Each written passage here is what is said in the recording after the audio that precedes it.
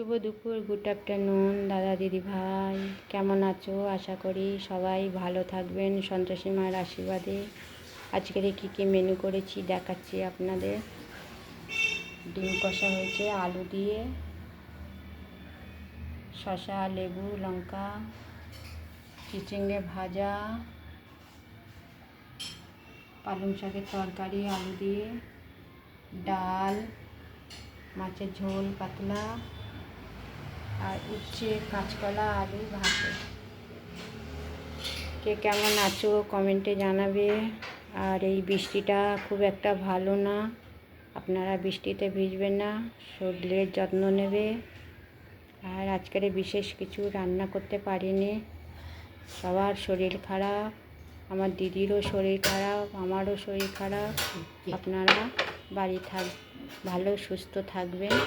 ইতি মামনি Das, good afternoon.